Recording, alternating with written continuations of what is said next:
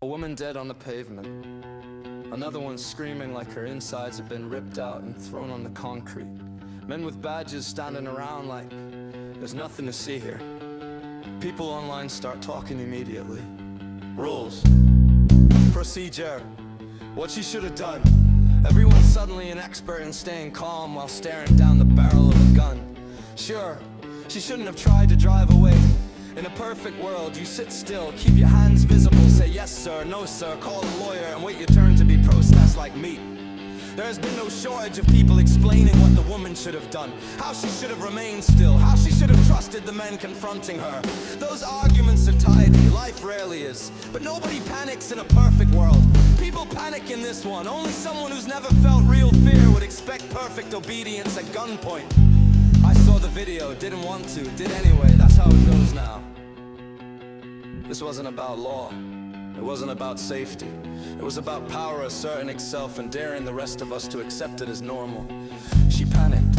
That does not make her virtuous, it does not make her deserving of death. It makes her human. The question isn't whether she made the best decision under pressure. The question is whether those entrusted with authority did. There was space, there was time, there were alternatives. But none of that erases the image of a partner grieving over a life ended too soon. None of it answers the quiet question that lingers afterward. Could restraint have saved a life? The officer did not act out of confusion. He acted out of certainty. He was not scanning the scene. He was not de-escalating. He was locking in. He was looking her dead in the eyes right before putting a hole between them. That's not fear. That's authority saying, you don't get to defy me. And in America, defying authority is apparently more dangerous than killing someone. Then comes the doctor. A doctor tries to help. One of those people who still think saving a life is the priority. Turned away, denied. What kind of society are we becoming if obedience is valued more highly than restraint? Law is not order if it abandons humanity. Power is not strength if it cannot tolerate fear when compassion was subordinated to procedure. The situation revealed its true character. Systems do not prove themselves by their rules, but by how they bend them when life hangs in the balance. If you accept a world where panic is punished with death, then no one is truly safe.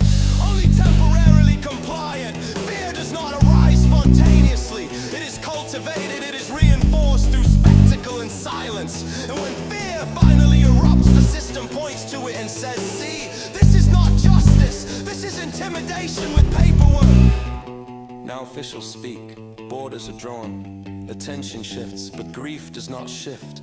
The scream will not be archived, it will not fade with the news cycle. It will echo where trust once lived. You are told to comply, remain still, trust the system. But fear does not obey scripts. Fear arrives when people believe they may be taken and never return. Fear is not a crime, and yet fear was answered with a bullet. You may hear there was chaos, you may hear there was no choice, but anyone watching can see there was space. There was time, there was restraint waiting to be chosen. It was not, because America never fixes problems, it just changes the channel. But that scream doesn't change the channel, that sound stays. And if this doesn't make you uncomfortable, you've been successfully conditioned. A country that mistakes fear for guilt and authority for virtue is a country heading for a long, ugly hangover. And when it wakes up, there will be a lot of blood on the